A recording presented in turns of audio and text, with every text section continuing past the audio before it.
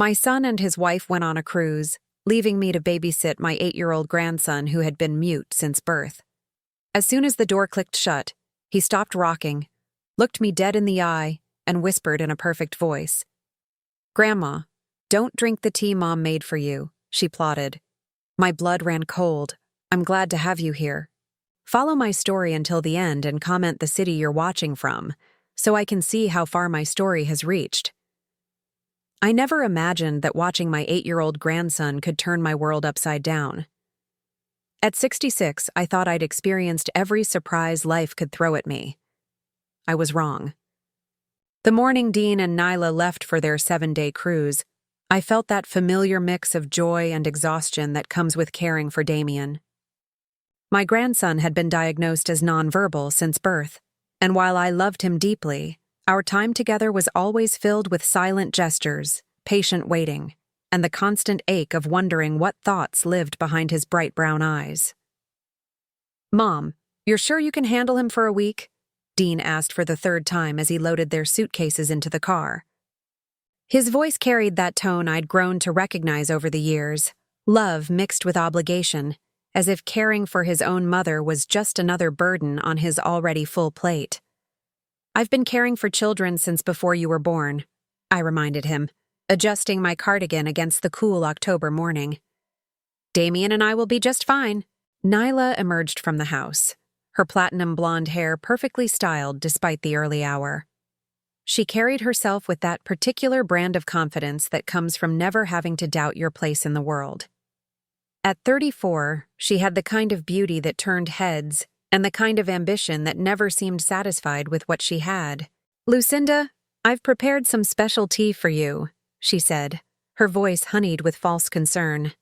"The chamomile blend you love so much. I made enough to last the whole week. Just add hot water to the packets I left on the counter." I nodded gratefully, though something in her smile didn't quite reach her eyes. "That's very thoughtful, dear. And remember," she continued, placing a manicured hand on my shoulder, "Damien's bedtime is exactly at 8 o'clock. He gets very agitated if his routine is disrupted. The pediatrician said consistency is crucial for children with his condition." Damien stood beside me, his small hand clasped in mine. He wore his favorite dinosaur shirt and carried the worn stuffed elephant he'd had since he was 2. To anyone watching, he appeared to be the picture of a special needs child, quiet, withdrawn, dependent on the adults around him for guidance and care. "We'll stick to his routine," I assured them, though privately I wondered how much of Damien's supposed need for rigid structure was real, and how much was just another way for Nyla to maintain control, even from a distance. After more hugs and repeated instructions, Dean and Nyla finally drove away, their luxury sedan disappearing around the corner toward the highway that would take them to the port. I stood on the front porch, waving until they were out of sight, Damien's hand still secure in mine. "Well, sweetheart," I said to him as we turned to go back inside, "it's just you and me for the next 7 days." He looked up at me with those intelligent eyes, and for a moment, I could have sworn I saw something flicker there, a kind of awareness that seemed far beyond his supposed limitations. But then he was tugging me toward the house, eager to get to his toys, and I dismissed the feeling as wishful thinking. We spent the morning in the living room.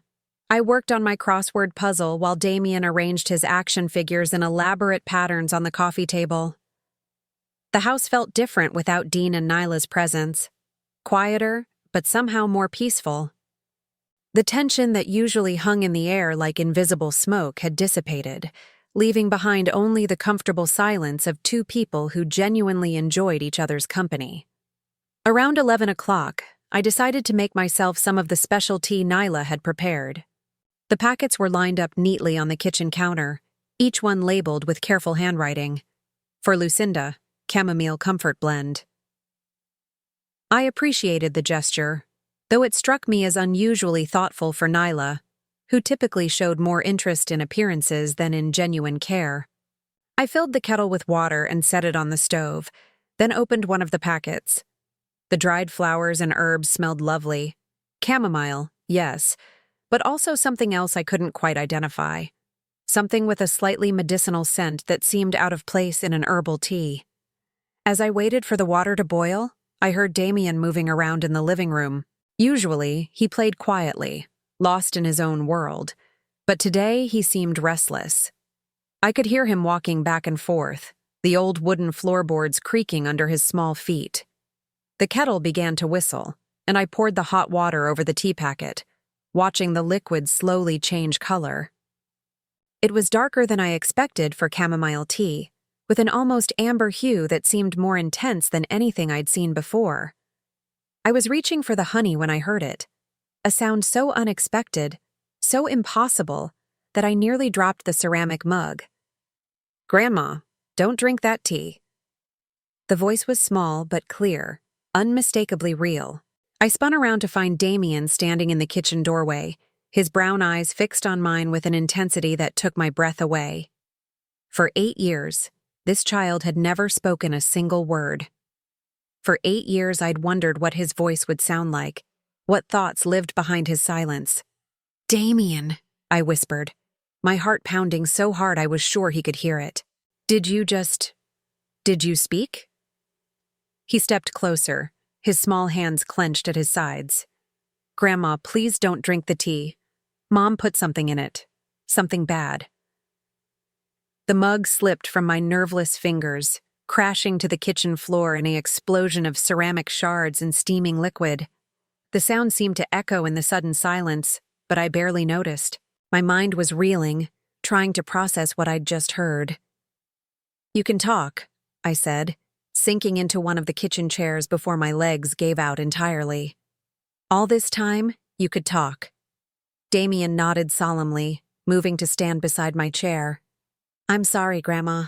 I wanted to tell you before, but I was scared. Mom said if I ever talked to anyone except when she said it was okay, something really bad would happen to you." "What do you mean?" I asked, though part of me was already beginning to understand. The pieces were falling into place in a way that made my stomach turn with dread. "She makes me pretend," he said quietly, his voice trembling. "When other people are around, especially doctors, I have to act like I can't understand things. But I hear everything, Grandma. I see everything." I reached out with shaking hands and pulled him close, feeling the warm weight of his small body against mine. 8 years of silence, of thinking my grandson lived in a world I couldn't reach. 8 years of watching Nyla play the role of devoted mother caring for a special needs child. 8 years of believing the medical reports, the therapy sessions, the endless consultations with specialists. "What did she put in my tea?" I managed to ask, though I wasn't sure I wanted to hear the answer. Damien pulled back to look at me, his face serious beyond his years. "Medicine. The kind that makes you sleepy and confused. She's been doing it for a long time, Grandma. That's why you've been feeling so tired and forgetful lately." The room seemed to tilt around me as the full implication of his words sank in. Nyla had been drugging me. Slowly, systematically, deliberately. And she'd been using my own grandson as part of her deception, forcing him to maintain a lie that had shaped our entire family's understanding of who he was. "How long have you known?" I asked, my voice barely above a whisper. "A long time," he said. "I figured out how to read when I was 4, but I pretended I couldn't. I listen when Mom and Dad talk at night. They think I'm asleep, but I'm not." The courage it must have taken for this 8-year-old child to maintain such a pretense for years was staggering. To live in silence, to allow everyone to believe he was incapable of normal communication, all while understanding exactly what was happening around him. "Why are you telling me now?" I asked. "Because they're gone," he said simply. "And because I heard Mom talking on the phone yesterday. She said something about speeding things up while they were away. She made the tea packet stronger this time, Grandma. Much stronger." I looked at the mess on the floor where the mug had shattered, the dark liquid spreading across the white tiles like a stain of malevolent intent. If Damien hadn't spoken up, I would have drunk that tea without question. I would have trusted Nyla's false kindness, just as I'd been trusting it for months. We need to be very careful, I told him, my mind beginning to work through the implications. If your mother finds out that you told me. She won't, Damien said with a confidence that surprised me. I know how to pretend. I've been doing it my whole life. But now we can work together, Grandma. We can stop her. The determination in his young voice was both heartbreaking and inspiring. This child had been protecting himself and trying to protect me in the only way he could. Now, finally, we had a chance to protect each other. As I knelt to clean up the broken ceramic, my hands still trembling from shock and revelation, I realized that everything I thought I knew about my family had just crumbled along with that mug. The next 7 days weren't going to be a simple week of babysitting my grandson. They were going to be a fight for both our futures. And for the first time in months, despite the fear and confusion swirling in my mind, I felt truly awake. The afternoon sun streamed through my kitchen windows as Damien and I sat at the small round table, sharing a lunch of grilled cheese sandwiches and tomato soup. It felt surreal. This ordinary moment made extraordinary by the fact that we were actually talking. For the first time in 8 years, I could hear my grandson's thoughts, his questions, his observations about the world around him. "Tell me about the medicine," I said gently, cutting his sandwich into smaller pieces out of habit. "How long has your mother been putting it in my tea?" Damien chewed thoughtfully before answering. "I think it started about 2 years ago. That's when you began sleeping more during your visits, and when Mom started saying you were getting confused about things." 2 years. I thought back to that time, remembering how Dean and Nyla had begun expressing concern about my memory. Little things at first, forgetting where I'd put my car keys, losing track of conversations mid-sentence, feeling overwhelmingly tired even after a full night's sleep. I'd attributed it to aging, maybe the beginning stages of cognitive decline that ran in my family. "What exactly does she put in the tea?" I asked, though I dreaded the answer. "Different pills," Damien said, his voice matter-of-fact in the way children can be about even terrible things. "She crushes them up really fine. I watched her do it through the crack in their bedroom door. She has a little container where she keeps the powder, and she mixes it into the tea packets with a tiny spoon." The methodical nature of it made my stomach churn. This wasn't an impulsive act of desperation. It was calculated, planned, executed with the kind of precision that spoke to long-term intentions. "Do you know what kind of pills?" I pressed. Damien nodded, and his next words chilled me to the bone. "Sleep medicine, but the really strong kind. And some white ones that she said were for making old people calm. I heard her tell Dad that if you took enough of them over time, it could cause something called cognitive decline, and that doctors would just think it was normal for someone your age." I set down my spoon, no longer able to pretend I had an appetite. The picture Damien was painting was of a systematic poisoning designed to make me appear mentally incompetent. The implications were staggering, not just for my health, but for my independence, my legal capacity, my ability to make decisions about my own life. "Your father," I said carefully. "Does he know?" Damien's face crumpled slightly, and I saw the pain of a child forced to confront ugly truths about the people who should protect him. At first, he didn't want to listen. But Mom kept talking about how much money it costs to take care of you as you get older, and how it would be better for everyone if you just went to sleep and didn't wake up. The words hit me like a physical blow. My own son, discussing my death as if it were a financial planning decision. "Dad doesn't like it," Damien continued quickly, seeing my expression. "He gets upset when Mom talks that way. But he's scared of her, Grandma. Just like I am. She gets really angry when people don't do what she wants." I reached across the table and took his small hand in mine. "What does she do when she gets angry?" "She doesn't hit or anything," he said, which should have been reassuring but somehow wasn't. "But she has ways of making people sorry they didn't listen. Like when I was 5 and I accidentally said mama in front of the doctor. She told me later that if I ever spoke again when I wasn't supposed to, She'd send me away to a special hospital where I'd never see you or Dad again. The threat was as cruel as it was effective. A 5-year-old child, just beginning to understand the world around him, silenced by the terror of losing everyone he loved. She said the doctors there would give me shots that would make me sleep all the time, and that no one would ever believe anything I said even if I tried to tell them what happened, he continued. She said some children go to places like that and their families forget about them completely. I had to blink back tears of rage and sorrow.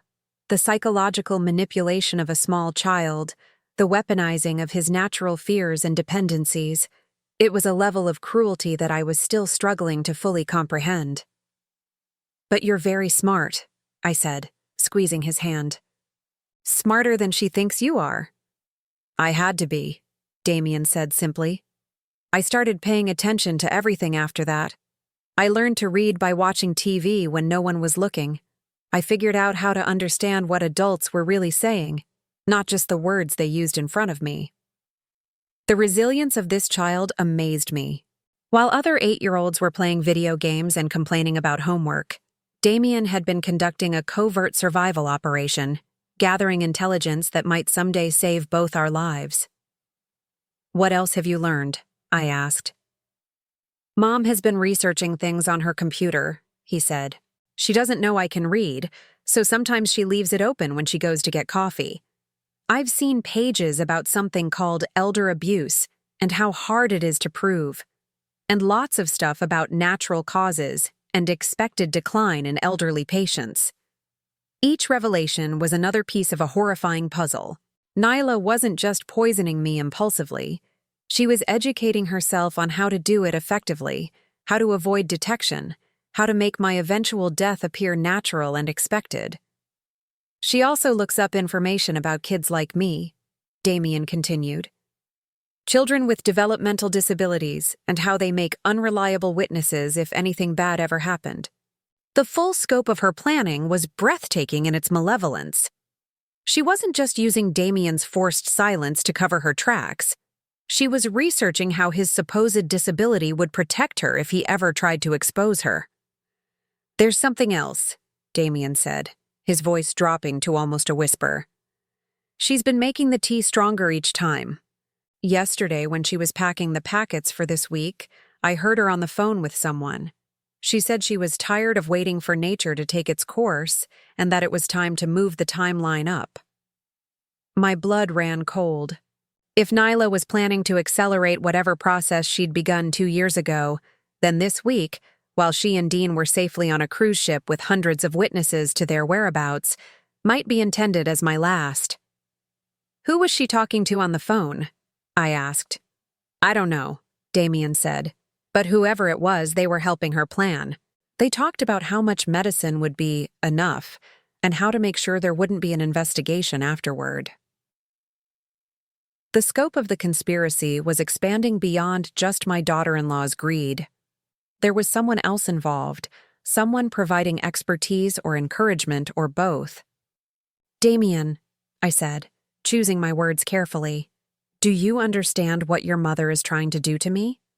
He nodded solemnly. "She wants you to die, Grandma.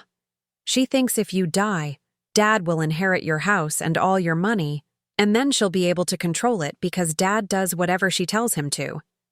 Out of the mouths of babes. This 8-year-old child had grasped the essential truth that I'd been too trusting, too loving to see clearly.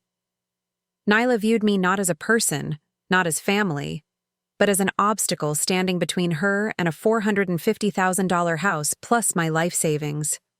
"But here's what she doesn't know," I said, feeling a spark of defiant determination ignite in my chest.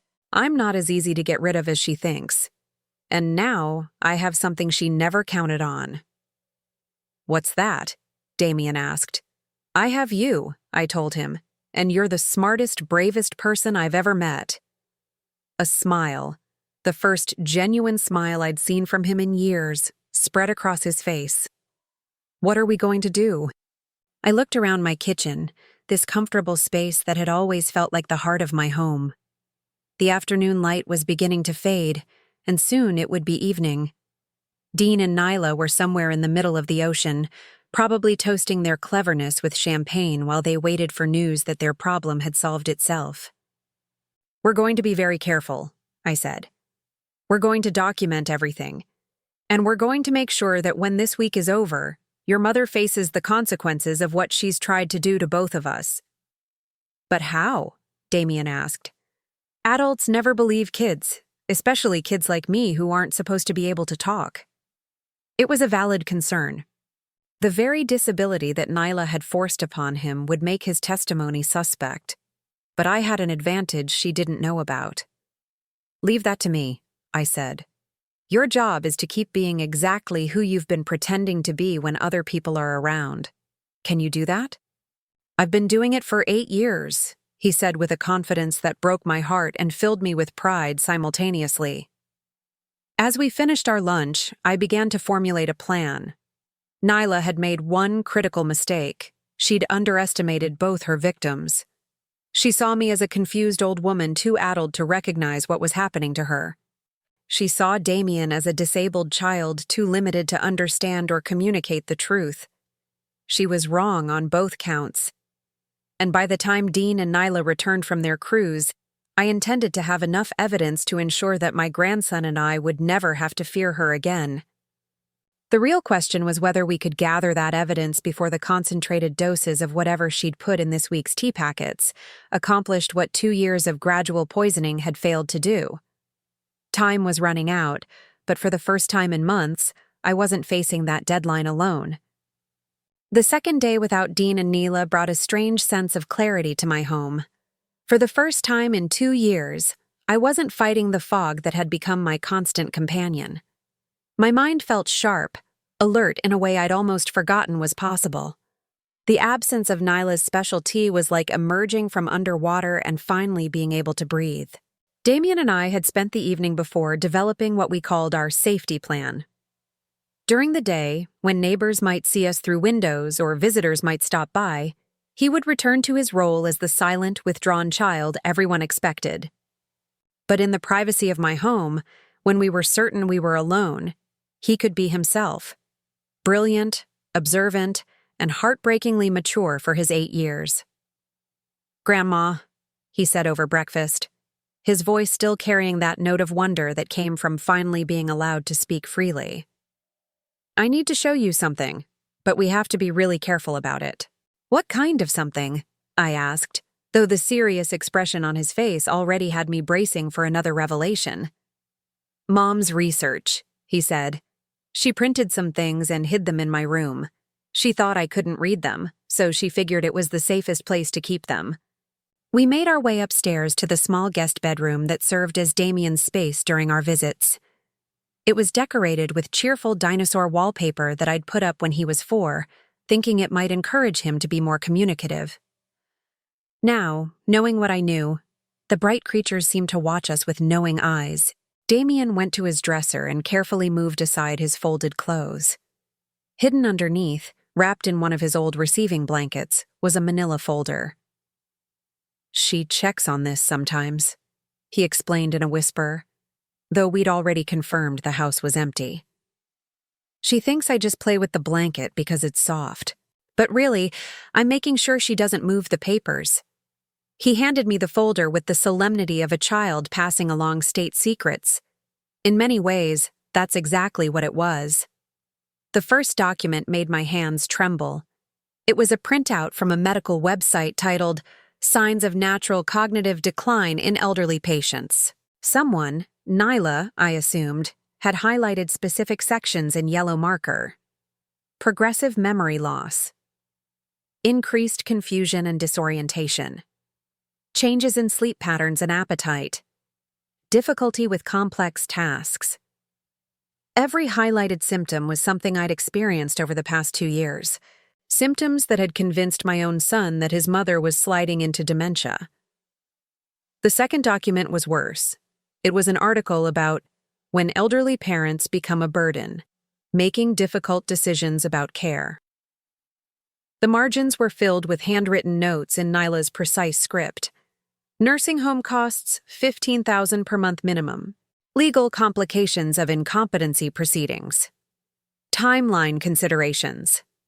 But it was the third document that made my blood run cold.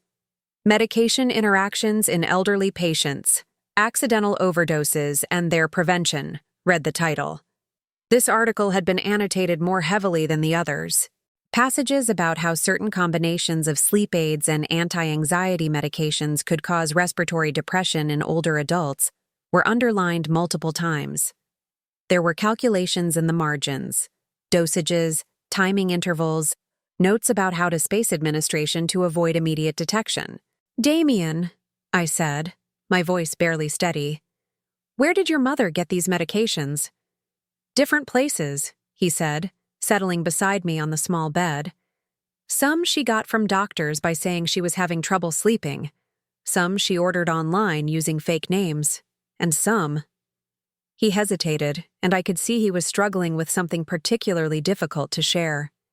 "Some she got from Mrs. Henderson next door," he finished in a rush. Mrs. Henderson was my elderly neighbor, a sweet woman in her 70s who lived alone with her 3 cats. I'd been checking on her regularly, especially since her hip surgery last year. "Mrs. Henderson?" I repeated. "How?" "Mom volunteers to pick up her prescriptions sometimes," Damien explained. "Mrs.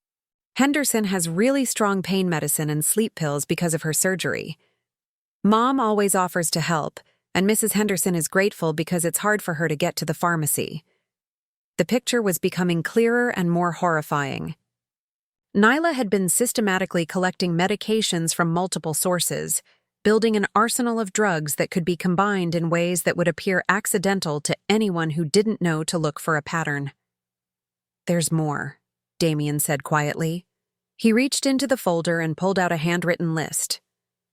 "She's been keeping track." The list was titled LM, Progress Notes in Nyla's Careful Handwriting. LM, my initials, Lucinda Morrison. Below the header were dates spanning the past 2 years, each with brief notations. March 15th, first dose administered, no immediate reaction. Appears tired but attributes to normal aging. April 2nd, increased dosage slightly. Subject reported feeling foggy but did not express suspicion. June 10th, noticeable improvement in compliance. Subject more confused, easier to manipulate. September 3rd, breakthrough episode. Subject became temporarily lucid and questioned memory issues. Decreased dose for 1 week to avoid suspicion. The clinical detachment of the language was almost worse than the content. Nyla had been treating my gradual poisoning like a scientific experiment, carefully documenting my decline with the same attention to detail she might give to a recipe or a budget. The most recent entries were the most chilling. October 1st, timeline acceleration necessary. Financial pressures increasing. Subject must be eliminated before next quarterly financial review. October 10th, prepared concentrated doses for cruise week. Calculated amounts should be sufficient for permanent resolution within 48 to 72 hours of administration. I set the papers down with shaking hands. Nyla hadn't just been slowly poisoning me, she'd been planning a specific timeline for my death. And that timeline placed it squarely during the week she and Dean would be on their cruise, establishing perfect alibis while I supposedly succumbed to natural causes in my own home. "Grandma?" Damien's voice was small and worried. "Are you okay?" I looked at this remarkable child who'd been protecting both of us in the only way he could, maintaining his silence to keep us safe while gathering evidence that might save our lives. The courage it must have taken to live with this knowledge, to watch the woman who claimed to be his mother plot the death of the grandmother who truly loved him. "I'm okay," I told him, though I wasn't sure that was entirely true. "But we need to be even more careful than we thought." "What do you mean?" I showed him the final entry on Nyla's list. His face went pale as he read the words about permanent resolution. "She's not planning to wait for the medicine to work slowly," I explained gently. "She's planning to give me enough this week to make sure I don't wake up at all." Damien was quiet for a long moment, processing this information with the serious consideration of someone far older than his years. Finally, he looked up at me with determined eyes. Then we have to stop her before she gets back, he said. How? We document everything, he said, echoing my words from the day before. But not just the papers. We need proof that I can really talk, proof that she's been lying about me, and proof about the medicine. He was right. The documents were damning, but they could potentially be dismissed as circumstantial evidence. What we needed was irrefutable proof of Nyla's intentions and methods. I have an idea, I said slowly, a plan beginning to form in my mind. But it's going to require you to be very brave. I've been brave my whole life, Grandma, he said simply. I can keep being brave a little longer. That afternoon, while Damien napped, a real nap, not the drugged stupor that Nyla's medications would have induced, I made several important phone calls. First, I called my lawyer, Margaret Chen, who'd been handling my affairs for the past 15 years. Lucinda, Margaret's warm voice came through clearly. How wonderful to hear from you. How are you feeling?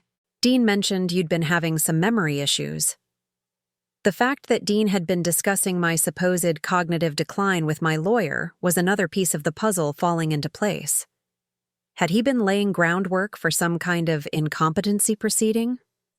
Actually, Margaret, I'm feeling better than I have in months, I said carefully. But I need to ask you about something important. Hypothetically, if someone were systematically giving an elderly person medications without their knowledge, what kind of evidence would be needed to prove it? There was a pause on the other end of the line.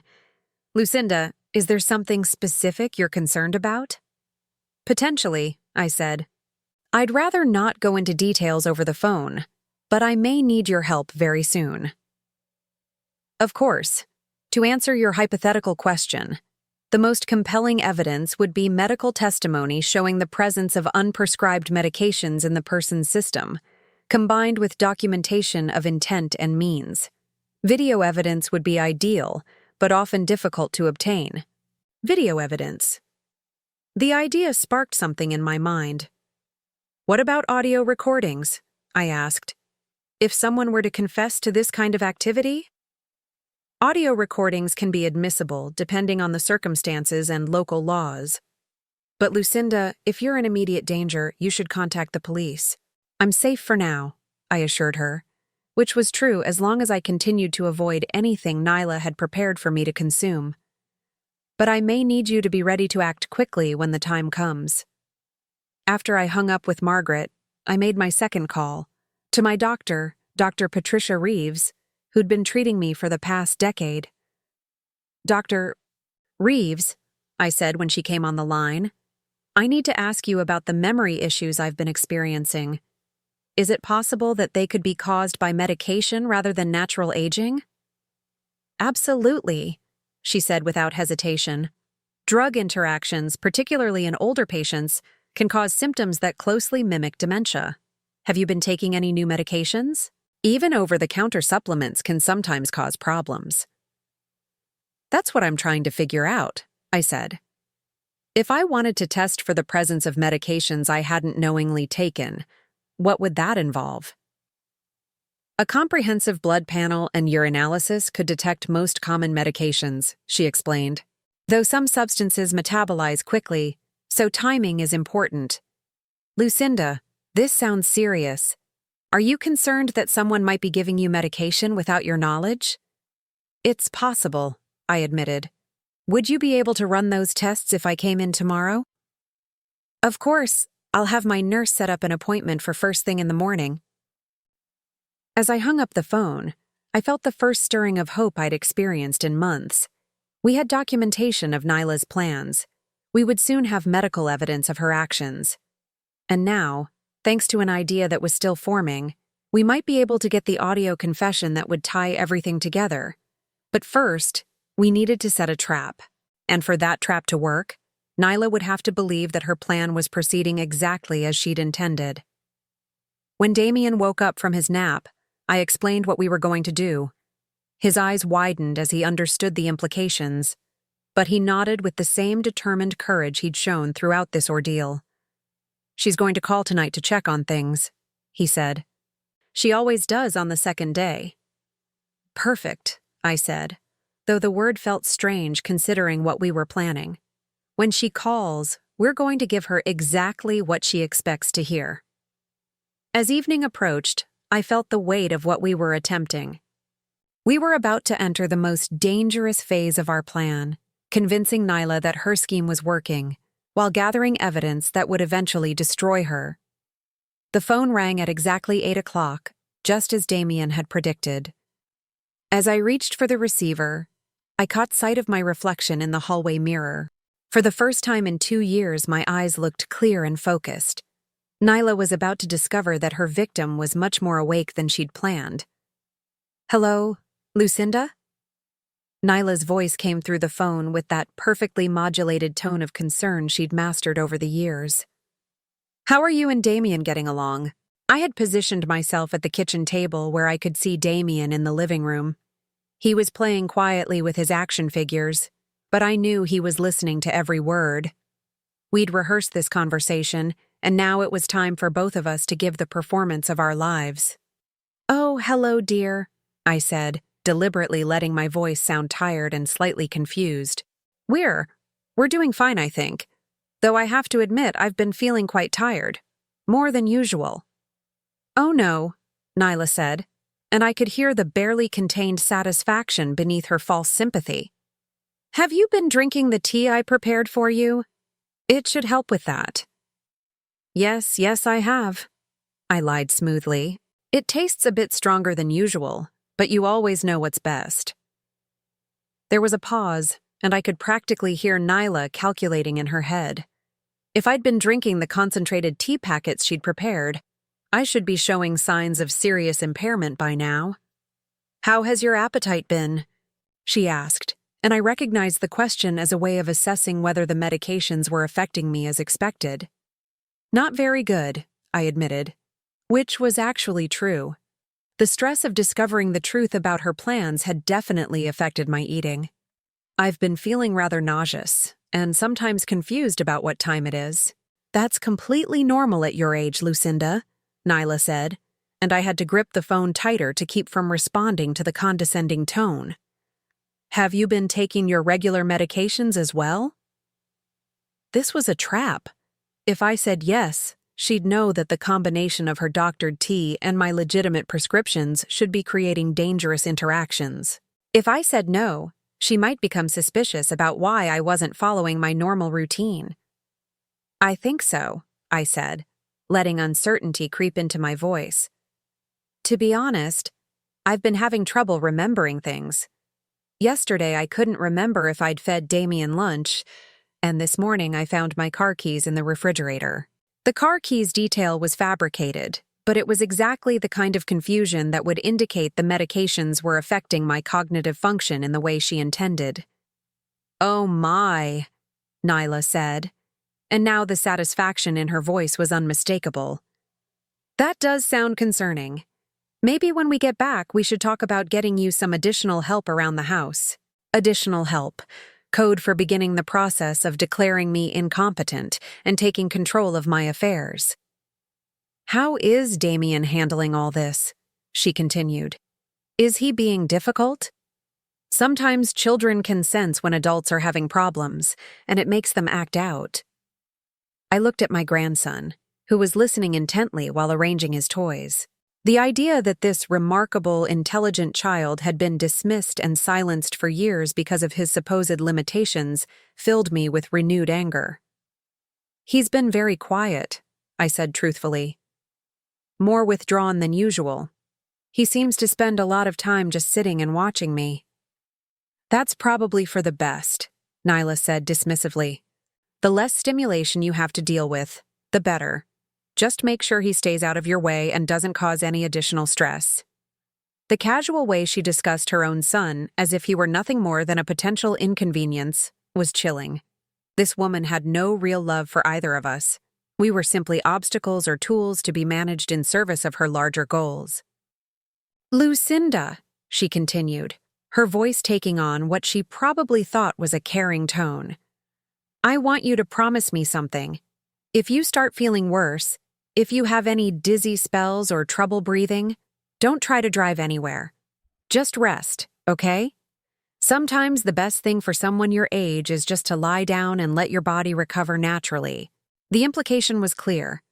She was expecting, hoping, that I would experience exactly those symptoms. And when I did, her advice was to isolate myself and avoid seeking help. "Of course, dear," I said. "You're so thoughtful to worry about me." "That's what family is for," she replied. And the hypocrisy of those words from someone who was actively plotting my death was almost overwhelming.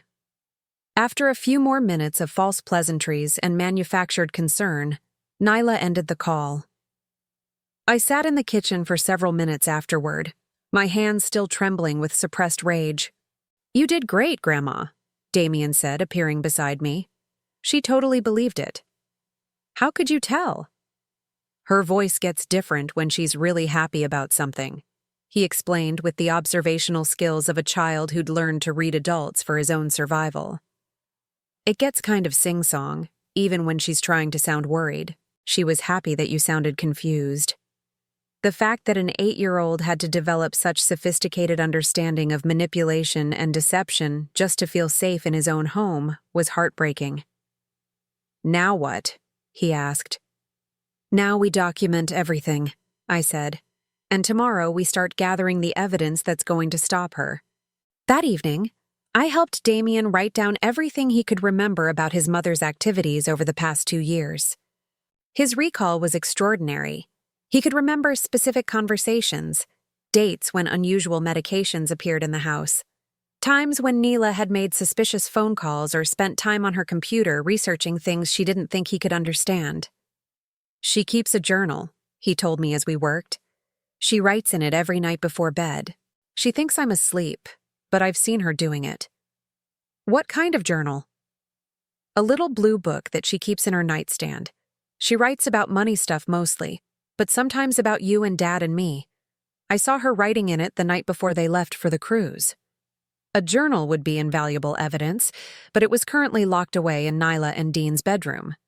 However, Damien's information about it would be crucial if and when the police needed to know where to look. The next morning, I kept my appointment with Dr. Reeves. I explained my concerns about possible medication tampering, though I was careful not to reveal too many details about our ongoing investigation. She drew blood for a comprehensive drug screen and assured me the results would be available by the following day.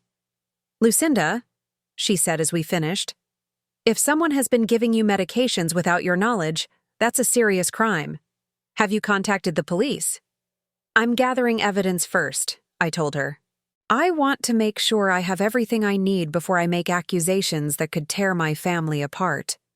She nodded understandingly, though I could see the concern in her eyes. "Please be careful. If you're right about this, you could be in real danger." When I returned home, Damien was waiting anxiously by the front window. "How did it go?" he asked. "We should know tomorrow if there are drugs in my system that shouldn't be there," I told him. "But now we need to work on the next part of our plan." "The recording?" I nodded. That morning, I'd purchased a small digital recorder, the kind students use to record lectures. It was tiny enough to hide easily, and the audio quality was surprisingly good.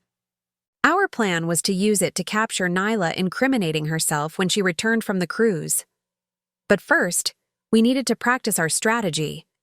When Dean and Nyla returned, they would expect to find me in a much worse condition than I actually was. I needed to be able to convincingly portray someone who'd been heavily medicated for several days, while Damien continued his role as the silent, observant child he'd been pretending to be for years. We spent the afternoon rehearsing. Damien coached me on how to appear confused and disoriented without overdoing it. Having watched the real effects of his mother's medications on me over the past 2 years, he was an excellent judge of what would seem believable. "You slur your words a little when you're really tired," he instructed. "And you repeat yourself sometimes, like you forget you already said something." "How do you know all this?"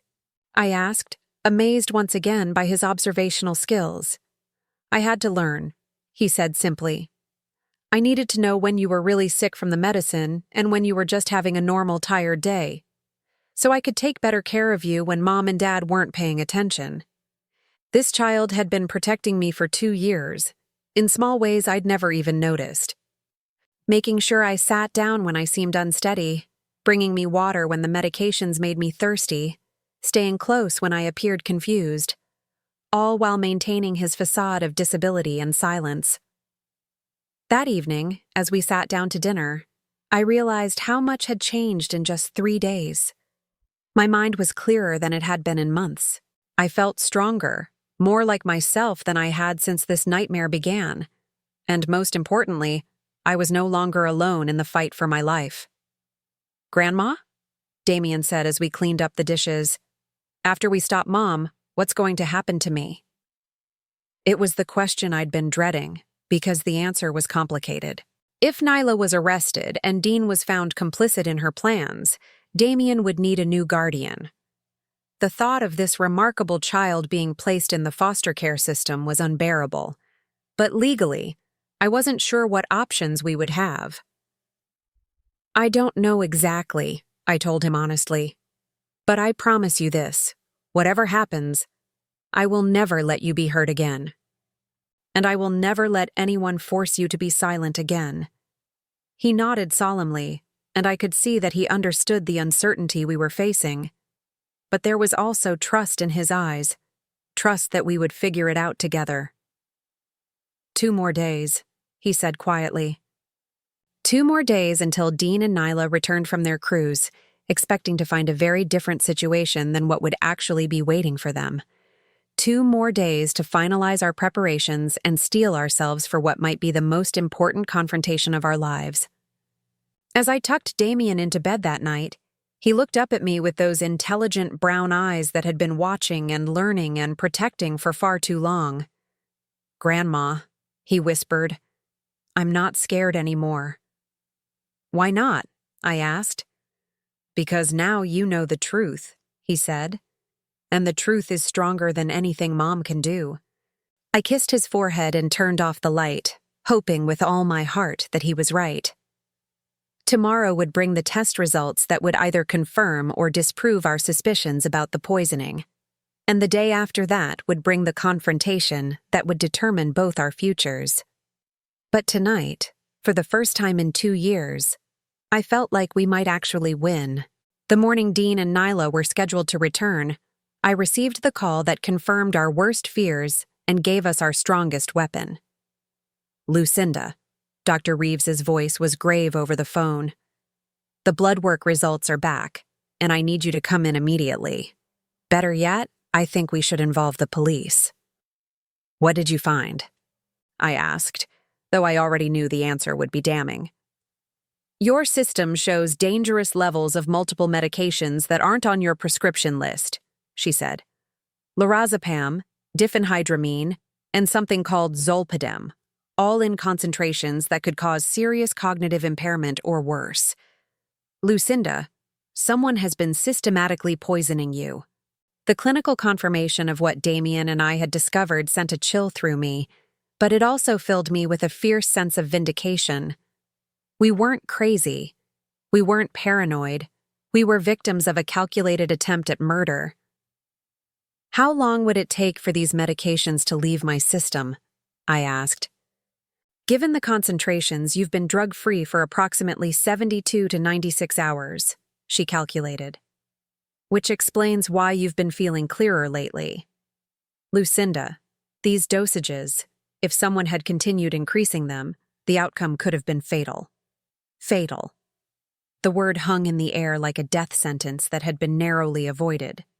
After hanging up with Dr. Reeves, I found Damien in the living room, back in his silent role as he practiced for his parents' return. But his eyes met mine with an intelligence that no one else had bothered to notice for 8 years. "The doctor confirmed everything," I told him quietly. "The drugs, the danger, all of it." He nodded solemnly, then pointed to the small digital recorder we'd hidden behind the books on my shelf. Everything was ready for the confrontation that would determine both our futures. At exactly 2:30 in the afternoon, I heard the familiar sound of Dean's car pulling into the driveway. Through the window, I watched my son and daughter-in-law emerge from their vehicle, tanned and relaxed from their week of luxury, while they waited for news of my demise. Nyla moved with the confident stride of someone who believed her plan had succeeded. Dean looked tired, probably from the internal stress of what he'd agreed to participate in, but he was here nonetheless. I positioned myself in the living room armchair, slumping slightly and letting my hair appear more disheveled than usual. Damien sat on the floor near my feet, playing silently with his toys, but ready to spring into action when the moment came. The front door opened without a knock. Nyla had insisted on keeping a spare key for emergencies. "Lucinda?" Nyla's voice called out, pitched with false concern. "We're back. How are you feeling?" "I'm in here," I called back, making my voice sound weak and confused. They entered the living room, and I watched Nyla's face carefully as she took in my appearance. Satisfaction flickered in her eyes before she quickly masked it with worry.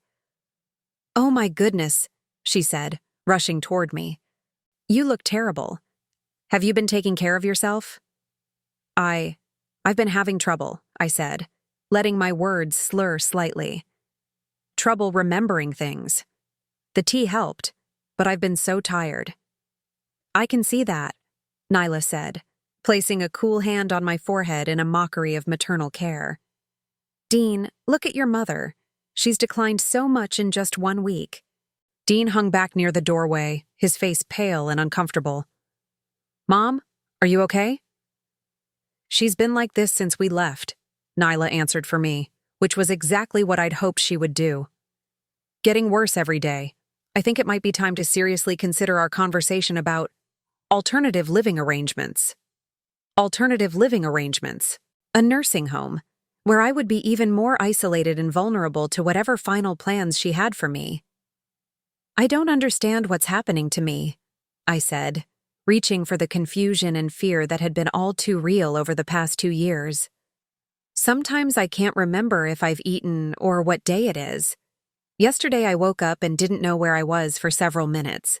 "That's completely normal," Nyla said soothingly, and I could hear the barely contained excitement in her voice. "These things happen with age. The important thing is that you have family who cares about you." Family who cares. The woman who had been slowly poisoning me for 2 years was lecturing me about family care. "Nyla," I said, looking up at her with what I hoped appeared to be grateful trust. "I want to thank you for taking such good care of me, for making sure I have everything I need." "Of course," she said, preening slightly. "That's what daughters-in-law are for." "Especially the tea," I continued, watching her face carefully. "You always make sure I have the right tea to help with my problems." Something shifted in her expression, a sharpening of attention that told me she was calculating dosages and timelines in her head. "Have you been drinking all of it?" she asked. "The packets I prepared are stronger than usual. They should help with the sleep issues you've been having." "Oh yes," I assured her. "I've been very careful to drink it exactly as you instructed. Every morning and every evening, just like you said." The lie came easily now. I was fighting for both our lives, and there was no room for moral qualms about deception. "Good," Nyla said, and the satisfaction in her voice was unmistakable. "Consistency is so important with medical issues." Medical issues. She was still maintaining the fiction that she was helping rather than harming me. Dean finally approached, sitting heavily in the chair across from me. "Mom, have you talked to Dr. Reeves lately? Maybe we should schedule an appointment to discuss these memory problems." "Actually," Nyla interjected quickly, "I think Lucinda might be beyond what Dr. Reeves can help with at this point. We might need to consult with a specialist, someone who deals with more serious cognitive decline. A specialist who would be primed to see exactly what Nyla wanted them to see.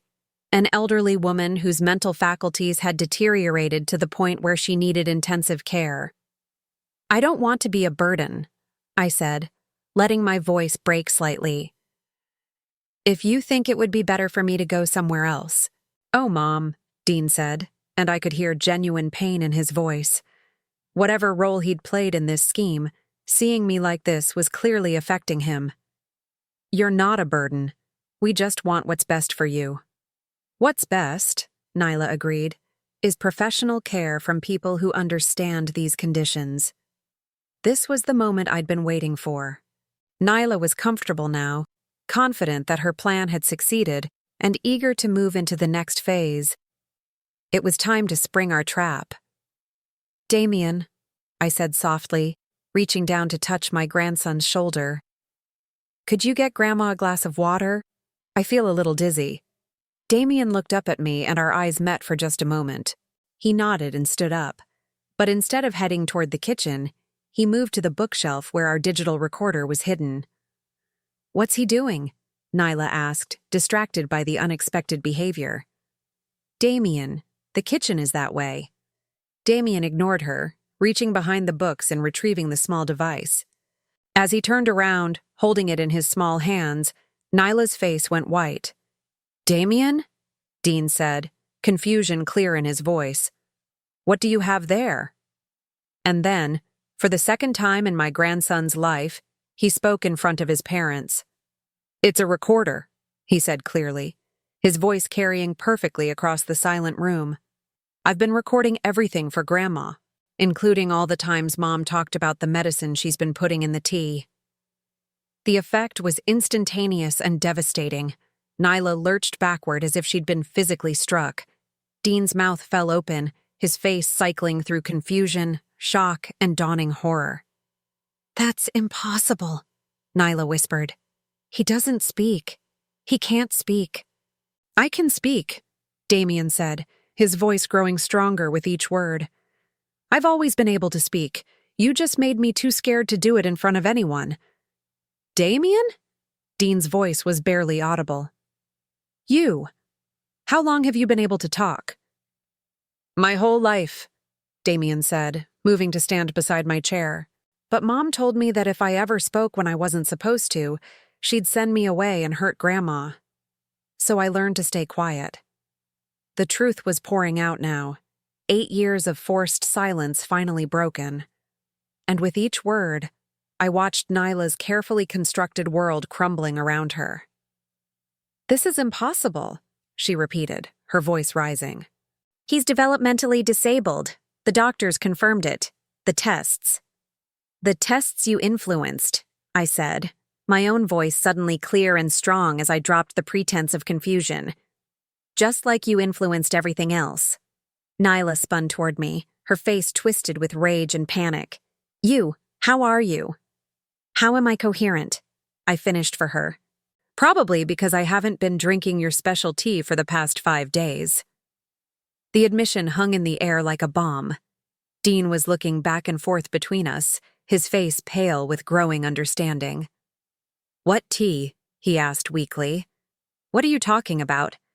"The tea your wife has been using to slowly poison me for the past 2 years, I said, standing up with more strength than I'd felt in months. "The tea laced with medications designed to make me appear senile and confused. The tea that was supposed to kill me this week while you were safely on your cruise." "That's insane," Nyla said, but her voice lacked conviction. "You're having another episode, Lucinda. You're confused." "Am I?" I reached into my cardigan pocket and pulled out the folder of documents Damien had shown me.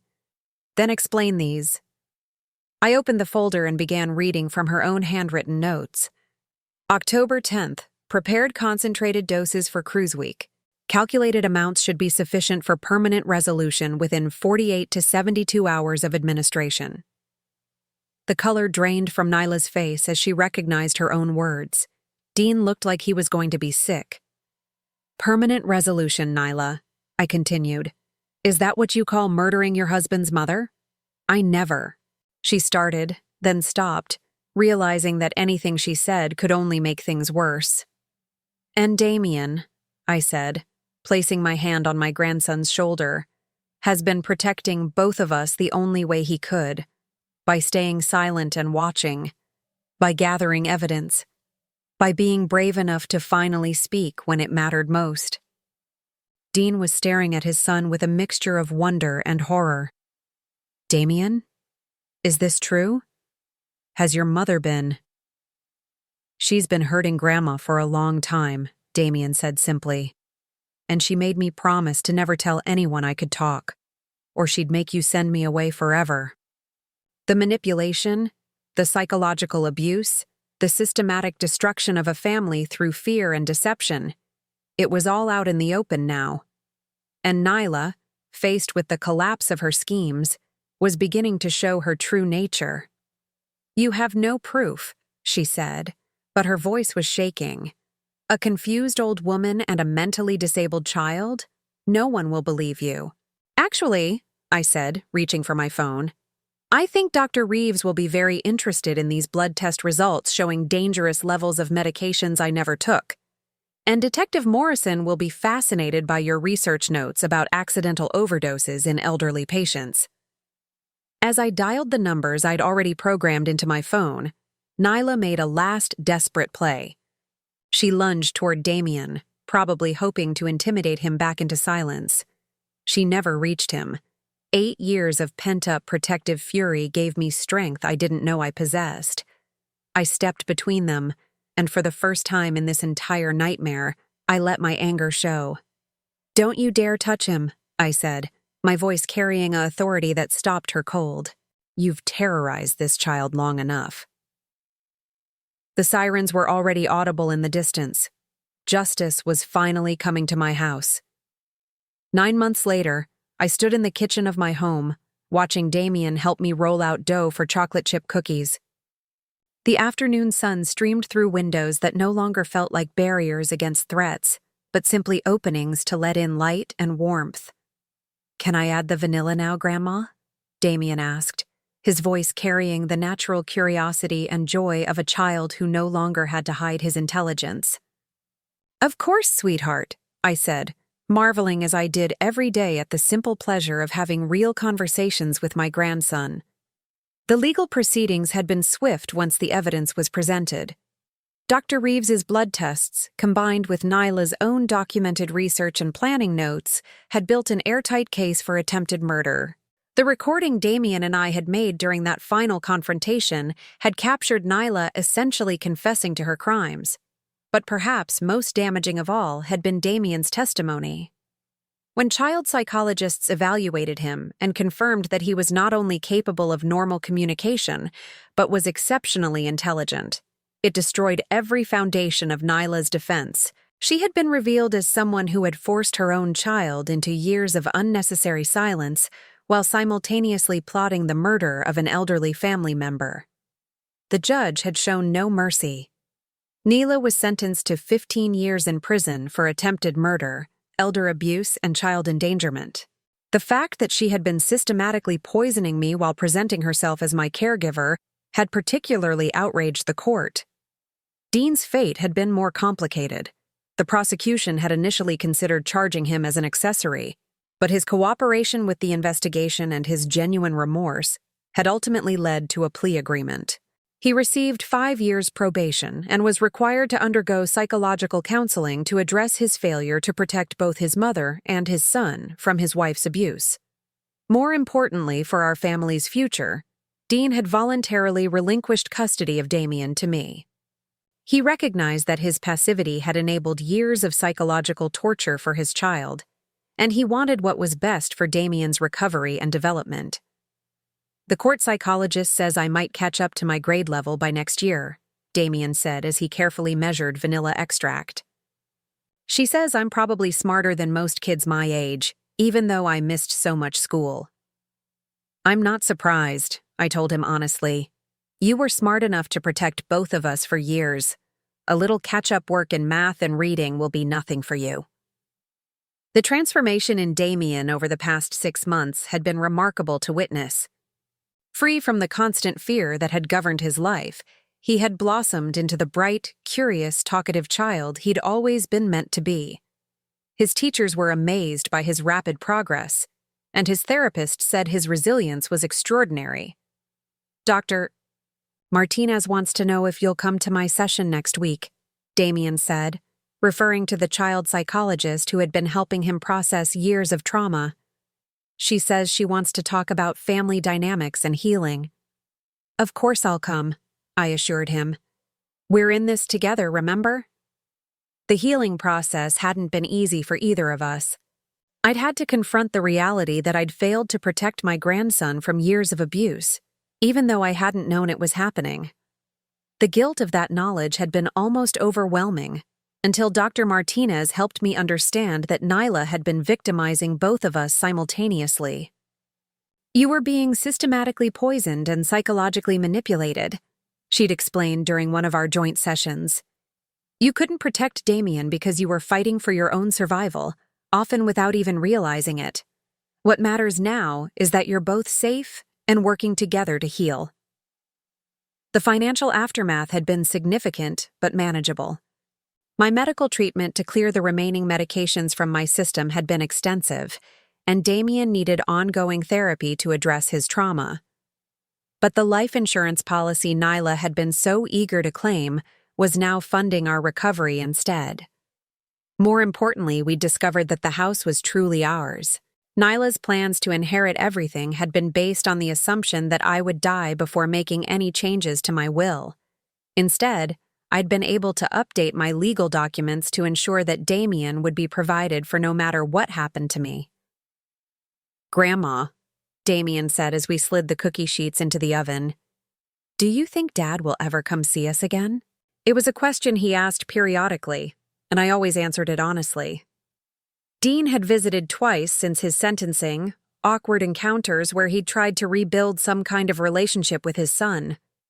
But the damage was profound, and healing would take time, if it was even possible. I don't know, I told Damien. Your father is dealing with his own guilt and shame about what happened. He knows he failed to protect you, and that's very hard for him to face. I don't hate him, Damien said thoughtfully. I just wish he'd been stronger. The wisdom in that statement never ceased to amaze me. This 9-year-old child, he'd had a birthday 2 months after the trial, had developed an understanding of human nature that most adults never achieved. Strength comes in different forms, I said. You showed tremendous strength by staying silent when you had to and speaking up when it mattered. Your father is learning a different kind of strength now, the strength to face the truth about his choices and try to become better. The timer rang for our cookies, and as we pulled them from the oven, I reflected on how much our lives had changed. The kitchen that had once been a place of deception and danger was now filled with laughter and genuine conversation. The house that had felt like a trap was now a sanctuary where Damien could be himself without fear. Mrs. Patterson from next door wants to know if you're feeling better, Damien said, referring to our neighbor who had been one of the first to notice positive changes in our household. She said you seem more like yourself lately. Mrs. Patterson's observation was particularly meaningful because she was one of the neighbors Nyla had convinced that I was suffering from dementia. Seeing me return to my normal activities and cognitive function had been confusing for her until the truth about Nyla's crimes became public. Tell Mrs. Patterson I'm feeling better than I have in years, I said, and invite her over for cookies when these cool down. As we cleaned up our baking mess, I thought about the conversation I'd had with Margaret Chen, my lawyer, the week before. She'd called to inform me that Nyla's appeals had been denied and that her sentence would stand. She'll be eligible for parole in 12 years, Margaret had said, but given the nature of her crimes and the psychological evaluations, it's unlikely she'll be granted early release. 12 years. By the time Nyla was eligible for parole, Damien would be 21 and fully capable of protecting himself. I would be 78, hopefully still healthy enough to continue being his advocate and protector if needed. Do you ever think about her? Damien asked suddenly, as if he'd been reading my thoughts. Sometimes, I admitted. Do you? Not as much as I used to, he said. Dr. Martinez says that's normal. She says when someone hurts you for a long time, it takes a while to stop expecting them to hurt you again. The resilience of children never ceased to amaze me, but I knew that Damien's recovery was ongoing. There were still nights when he had nightmares about being sent away, still moments when he flinched if someone spoke too sharply. But every day he grew stronger and more confident in his safety. "What do you want to be when you grow up?" I asked, a question I'd never been able to ask him before. "A doctor," he said without hesitation. "Like Dr. Martinez, but for kids who can't talk because they're too scared. I want to help them find their voices." The idea that this child, who had suffered so much, wanted to dedicate his life to helping other children heal was both heartbreaking and inspiring. "That's a wonderful goal," I told him, "and I think you'll be excellent at it." "Will you help me study?" he asked. "For as long as I'm able," I promised. "And even after that, you'll have all the resources you need. I've made sure of it." That evening, as we sat on the porch watching the sunset, Damien curled up beside me with a book, something he did every night now, making up for years of lost reading opportunities. "Grandma," he said, looking up from his pages, "do you think we're safe now? Really safe?" It was the question that went to the heart of everything we'd endured and everything we'd overcome. I considered my answer carefully, because I'd learned that this remarkable child deserved nothing less than complete honesty. "I think we're as safe as anyone can be in this world," I said finally. "But more importantly, we know how to recognize danger now. We know how to protect each other, and we know that our voices matter." He nodded thoughtfully, then returned to his book. As darkness settled around us and the porch light cast a warm circle of illumination, I reflected on the journey that had brought us to this moment of peace. Nyla had tried to silence us both, me through poison and manipulation, Damien through fear and intimidation. She had nearly succeeded in destroying our family and our lives. But in the end, the truth had proven stronger than her deception. The silence she had imposed on us had been shattered, replaced by open communication, honest love, and the kind of security that comes from knowing you can trust the people around you. As I tucked Damien into bed that night, he looked up at me with those intelligent brown eyes that no longer had to hide their awareness. "I love you, Grandma," he said simply. "I love you too, sweetheart," I replied. "Sweet dreams. No more nightmares," he said confidently. "Dr. Martinez says nightmares go away when you feel really safe." Now I'm curious about you who listened to my story. What would you do if you were in my place? Have you ever been through something similar? Comment below, and meanwhile, I'm leaving on the final screen 2 other stories that are channel favorites, and they will definitely surprise you. Thank you for watching until here.